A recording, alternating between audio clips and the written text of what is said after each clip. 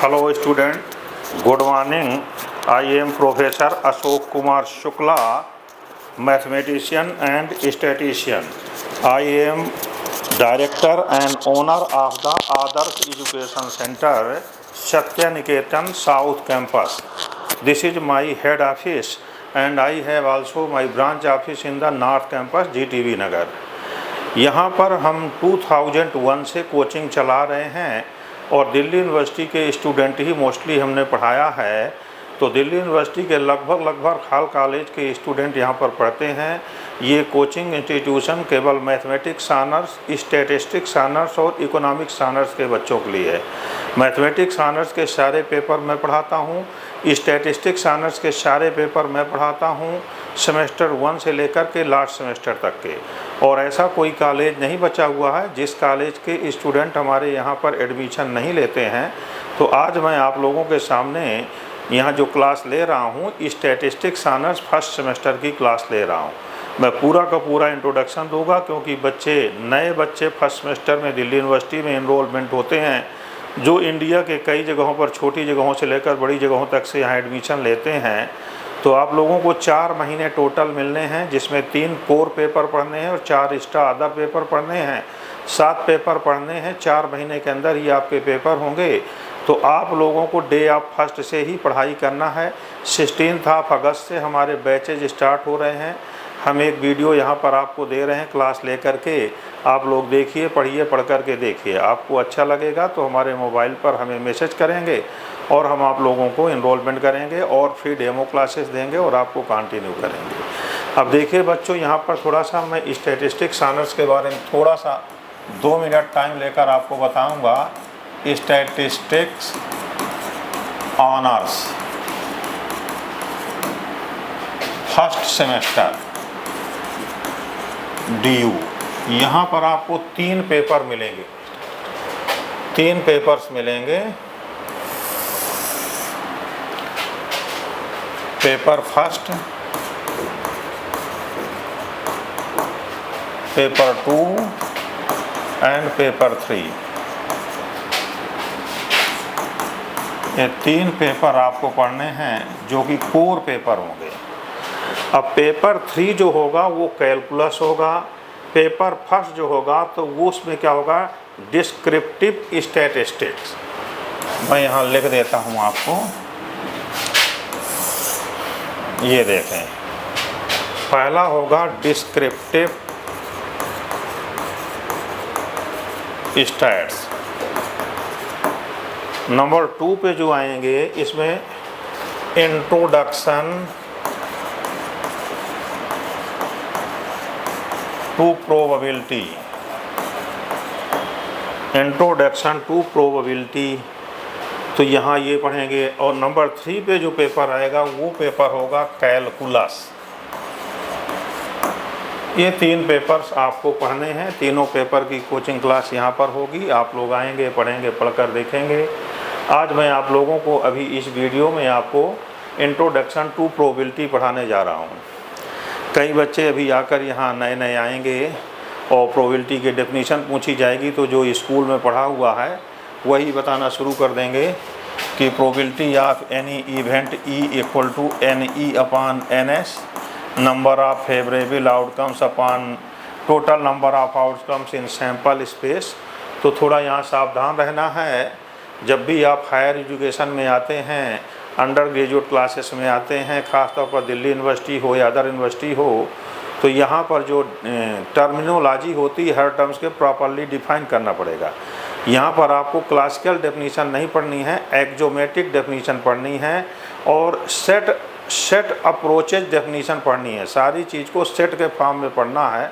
तो मैं उसी को थोड़ा सा इंट्रोड्यूस कर रहा हूँ और आपके सामने बता रहा हूँ।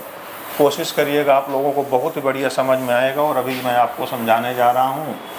अभी तो पिछले साल से ही ये जो है न्यू एजुकेशन पॉलिसी लागू हुई है और हमने कम से कम नहीं स्टैटिस्टिक्स ऑनर्स के 50 से 60 बच्चों को पढ़ाया फर्स्ट सेमेस्टर और सेकंड सेमेस्टर में। 98% ऐसे स्टूडेंट थे जिनको प्रोबेबिलिटी में इवेंट की डेफिनीशन नहीं आती है, इवेंट ही नहीं जानते क्या होता है। अब प्रोबेबिलिटी नहीं जानते हैं क्या होता है, इसके बाद में वो एग्जॉस्टिव इवेंट्स क्या होते हैं यही नहीं पता है। सारी चीज़ें मैं आपको 10-15 मिनट के अंदर क्लियर कर रहा हूँ, समझा रहा हूँ। ध्यानपूर्वक आप लोग देखें, जो यहाँ पर बैठे हैं आप लोगों को भी मैं यही कह रहा हूँ कि थोड़ा ठीक से समझने का प्रयास करिएगा, और जो यहाँ पर नहीं है, जो वीडियो देख रहे हैं, वो भी जो है ठीक से समझने का प्रयास करें। अभी आपके सामने सारी चीज़ें मैं बता रहा हूँ। देखिए, जब भी हम प्रोबेबिलिटी की बात करते हैं तो सबसे पहले शुरू होता है एक्सपेरिमेंट। एक्सपेरिमेंट, कोई ना कोई एक एक्सपेरिमेंट कर रहे हैं तभी तो जो है इवेंट निकलेंगी। एक्सपेरिमेंट के बाद नंबर 2 में आता है सैंपल स्पेस। सैंपल स्पेस ये कहलाता है the set of total outcomes. The set of total outcomes in an experiment। देखते चलेंगे आप लोग। तो इसको एग्जाम्पल के साथ में ही मैं समझा रहा हूँ। एक्सपेरिमेंट में क्या किया आपने, एग्जाम्पल यहाँ लिख देता हूँ। अ डाई इज थ्रोन, एक डाई को आपने थ्रो किया है।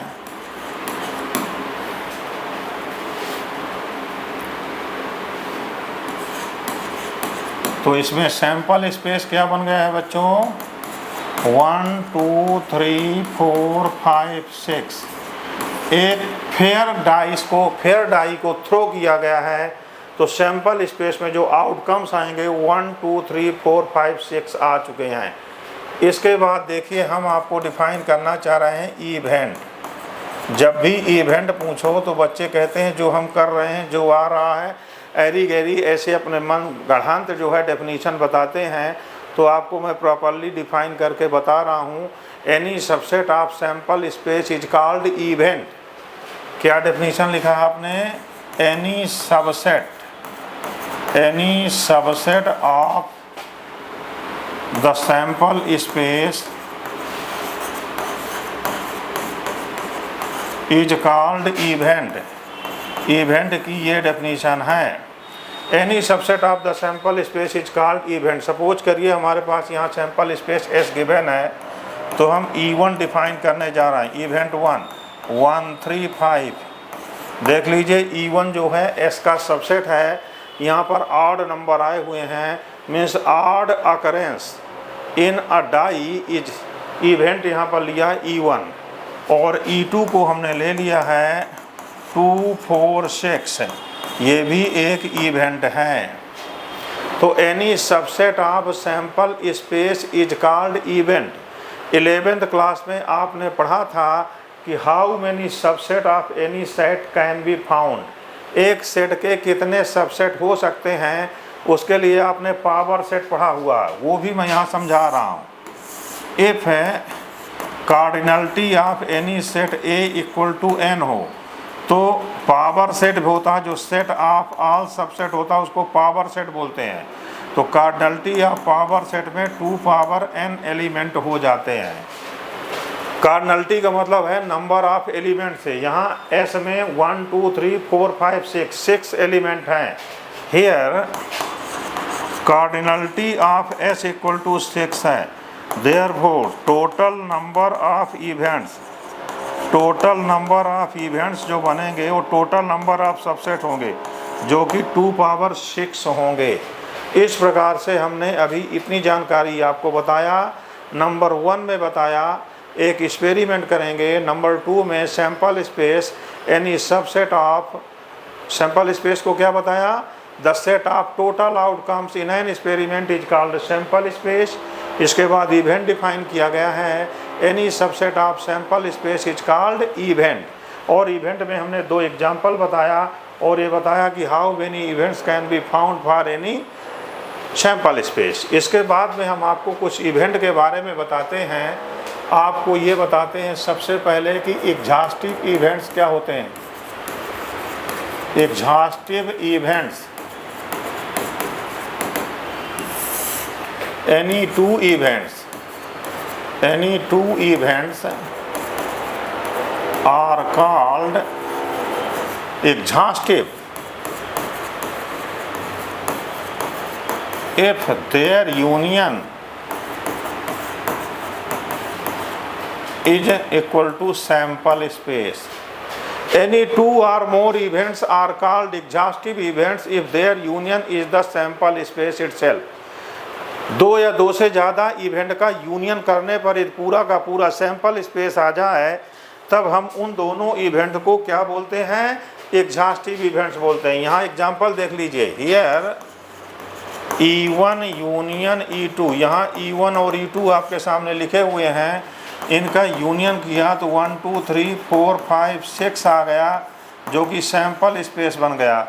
Therefore E1 and E2 are exhaustive event, ये एग्जॉस्टिव इवेंट हो गए हैं। थोड़ा थोड़ा मैं इन्फॉर्मेशन आपको सारी चीज़ के बारे में दे रहा हूँ। यहाँ हमने आपको एग्जॉस्टिव इवेंट्स पढ़ा दिया है। अब इसके बाद हम आपको पढ़ाने जा रहे हैं म्यूचुअली एक्सक्लूसिव इवेंट, जिनको यहाँ पर हम ज़्यादा से ज़्यादा डिसजॉइंट इवेंट बोलेंगे। स्कूलिंग टाइम पर आप म्यूचुअली एक्सक्लूसिव इवेंट बोल दिए, अच्छी बात है। यहाँ ज़्यादा से ज़्यादा हम इनको डिसजॉइंट इवेंट बोलेंगे। आप म्यूचुअली एक्सक्लूसिव इवेंट भी बोल सकते हैं। उम्मीद कर रहा हूँ इन इवेंट के बारे में थोड़ा आपको पता होगा। तो यहाँ लिख रहा हूँ mutually exclusive events. If E1 intersection E2 equal to phi, if intersection of any two event is empty, then these events are called disjoint events or mutually exclusive event. Therefore, E1 and E2 are disjoint events. ये disjoint events या mutually exclusive events बन चुके हैं। यहाँ पर disjoint इसलिए बोल रहे हैं क्योंकि इवेंट को हमने सेट के फॉर्म पे डिफाइन किया है। तो सेट कभी भी म्यूचुअली एक्सक्लूसिव नहीं होते हैं। सेट जो होते हैं वो डिसजॉइंट ही होते हैं। इसलिए जब सेट थ्योरेटिकल अप्रोच में हम इवेंट को डिफाइन करते हैं, प्रोबेबिलिटी को पढ़ते हैं, तो उस टाइम पर हम इवेंट को डिसजॉइंट इवेंट के नाम से ही जानेंगे। ओके, इसके बाद हम आगे अब प्रोबेबिलिटी डिफाइन करने की कोशिश करते हैं। आप सभी बच्चे इनको जो है एक एक करके देखते रहें, इनकी प्रिंट लेते रहें, फ़ोटो लेते रहें, जिससे कि आपको बाद में दिक्कत ना होने पाए। लिखते रहें साथ साथ, जो बैठे हैं वो साथ साथ लिखते रहें इनको। अब यहाँ प्रोबेबिलिटी डिफाइन करने के लिए, प्रोबेबिलिटी ऐसे नहीं डिफाइन होगा, पहले आपको पढ़ना पड़ेगा सिग्मा फील्ड। ये सिग्मा बना हुआ बच्चों, ऐसा सिग्मा फील्ड। प्रोबेबिलिटी डिफाइन करने के लिए पहले सिग्मा फील्ड पढ़ना पड़ता है। तो अब मैं सिग्मा फील्ड के बारे में आपको जानकारी दे रहा हूँ। Any collection of events in a sample space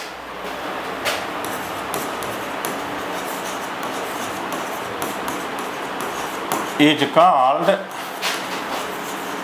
a sigma field. इसको सिग्मा फील्ड बोलेंगे इफ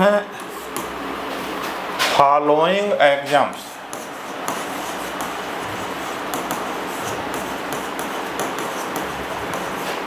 आर सेटिस्फाइज। तीन एग्जाम होते हैं इसमें, जब वो सेटिस्फाई होंगे तब कलेक्शन ऑफ इवेंट को हम सिग्मा फील्ड बोलेंगे।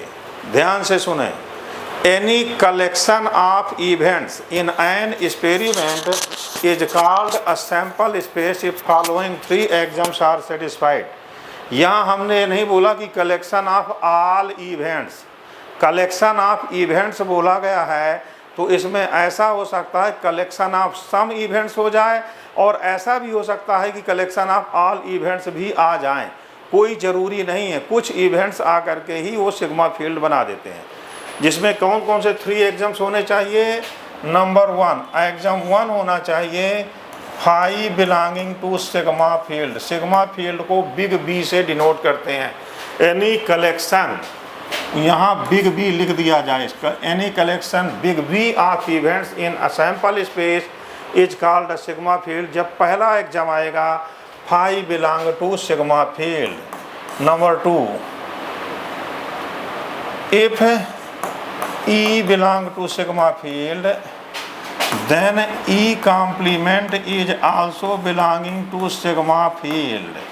ये कह रहा है sigma field is closed under complement, that is sigma field is closed under complement. Close का मतलब है क्लोजर एक्सम को सेटिस्फाई कर रहा है. If E is any event then E complement is also event. Number 3 में क्या लिखेंगे? If E1 E2 E3 up to so on this be a countable collection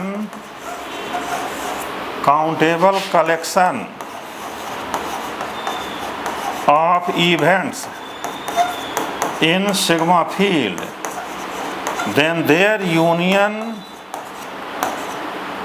तो हम यहाँ लिखेंगे इनका यूनियन यदि किया जाए, यहाँ पर बैठ गया है, that is sigma field is closed under complement. Number 3, if E1, E2, E3 and up to so on, they be a countable collection of events in V, then their union E of n belonging to natural number also belonging to sigma field.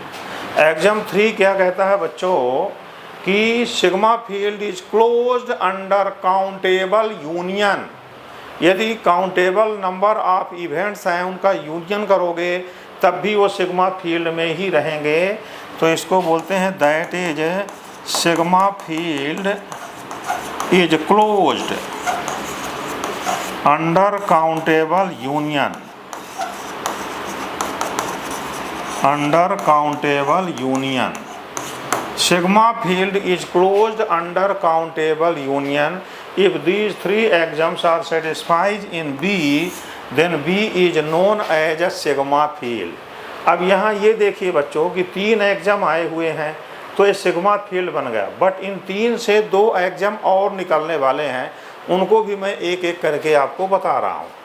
यहाँ remark करके देखिए आप. Remark number 1, since phi belong कर रहा है sigma field में तो phi का कॉम्प्लीमेंट भी बिलोंग करेगा सिग्मा फील्ड में. यहाँ से नंबर 2 से phi belong to sigma field, number 1 से phi complement belong to sigma field exam number 2 से, और फाई का कॉम्प्लीमेंट ही सैंपल स्पेस होता है. तो देखिए अल्टरनेटली जो आ गया sample space also belong to the sigma field. यहाँ से रिमार्क से ये भी निकल गया है. अब रिमार्क नंबर 2 देखें. रिमार्क नंबर 2, अभी हमने यहाँ एग्जाम 3 में बोला था sigma field is closed under countable union, लेकिन अब यहाँ हम ये भी दिखा देंगे कि sigma field is closed under countable intersection also. कैसे वो देखिए बच्चों.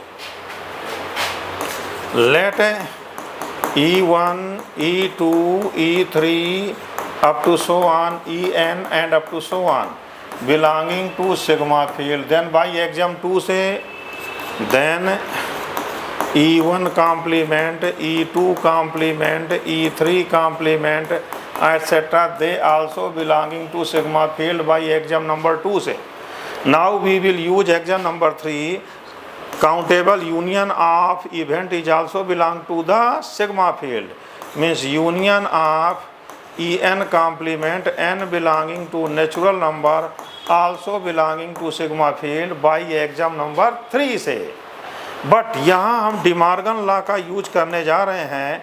Intersection of En complement n belonging to n. देखिए बच्चों डिमार्गन लॉ आपने पढ़ा होगा. A union B complement equal to A complement intersection B complement and A intersection B complement equal to A complement union B complement. वही लगेगा यहाँ पर यहाँ इंटरसेक्शन का कॉम्प्लीमेंट हो रहा, मतलब यूनियन बन जाएगा ईच इवेंट का, और n बिलोंग टू n यहाँ लिख देंगे डी मॉर्गन लॉ।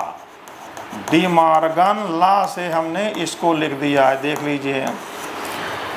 तो यहाँ पर आपने देखा है इसकी वैल्यू जो आ गई है इतनी आ गई है, पहले से बिलोंग कर रहा बी में, तो ये बिलोंग कर गया है बी में।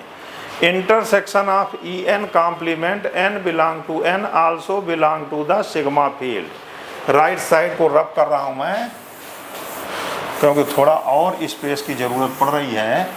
तो अब इसी से देखिए, this imply that intersection of E n n belonging to n complement, ये तो बिलोंग कर चुका था सिग्मा फील्ड में यहाँ से, तो इसका कॉम्प्लीमेंट भी बिलोंग करेगा सिग्मा फील्ड में। डबल कॉम्प्लीमेंट आने पर एक दूसरे को कैंसल आउट कर देंगे। E n n belong to n also belonging to the sigma field. ये 5th एग्जाम आ चुका है। तो सिग्मा फील्ड की डेफिनेशन में केवल 3 एग्जाम थे। पहला था phi belong to the sigma field, number 2 था E belong to sigma field, then E complement also belong to sigma field, that is sigma field is close under complement, and number 3 में था sigma field is close under countable union. अब यहाँ से हमने निकाल दिया कि sigma field is also close under countable intersection, that is sigma field is also closed under countable intersection.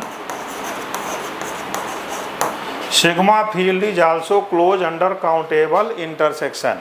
ये 5 एग्जाम सिग्मा फील्ड में सेटिस्फाई करते हैं। इसीलिए जब भी हम प्रोबेबिलिटी निकालते हैं तो जब मन पड़ता है तो इवेंट का यूनियन करते हैं, इंटरसेक्शन करते हैं, कॉम्प्लीमेंट करते हैं, क्योंकि ये अलाउड है सिग्मा फील्ड में।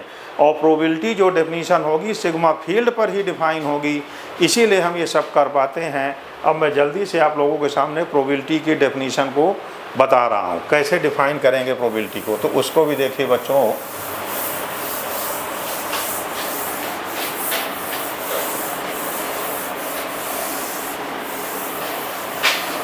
अभी तक हमने देखिए क्या क्या डिफाइन कर लिया है। एक्सपेरिमेंट बताया, फिर सैंपल स्पेस बताया गया है, after it event, then sigma field बताया गया है, और सिग्मा फील्ड के बाद अब हम प्रोबेबिलिटी डिफाइन करने जा रहे हैं। तो देखिए प्रोबेबिलिटी क्या होती है। Probability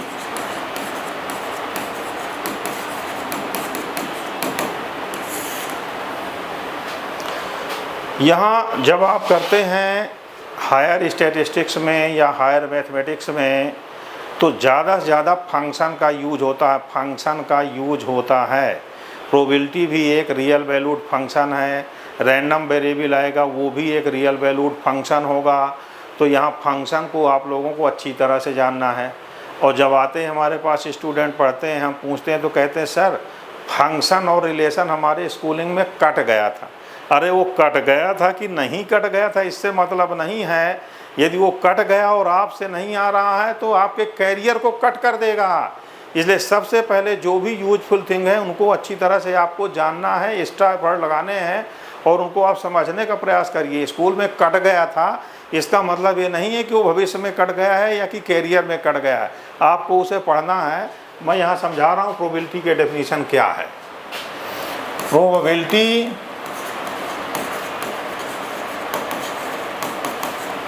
is a real valued function. Probability is a real valued function defined on the sigma field.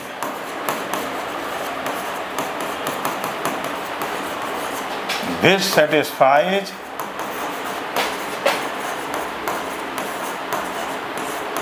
following 3 exams.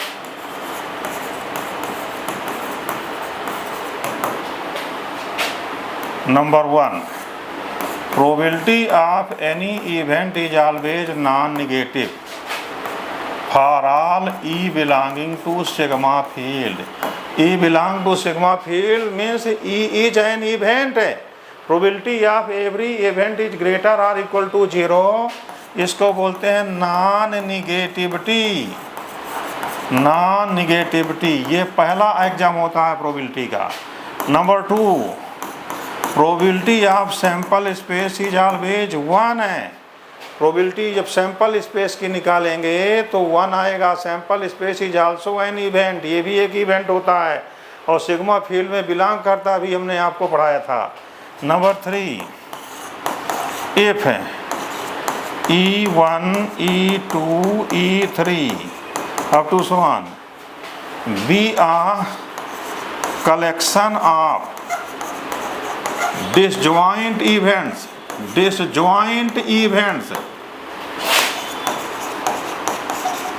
in sigma field, then probability of union of n belong to natural number equal to summation of probability of En हो जाएगा। n belong to n। देख लीजिए यहाँ ये लिखा हुआ है E1, E2, E3 be a collection of disjoint events है, then probability of union of events equal to summation of probability of individual events. तो हमने यहाँ पर बताया probability is a real valued function defined on the sigma field which satisfies 3 axioms. Number 1, probability of E greater or equal to 0, that is non-negativity. Number 2, probability of sample space equal to 1. And number 3, probability of union of disjoint event equal to summation of their individual probability.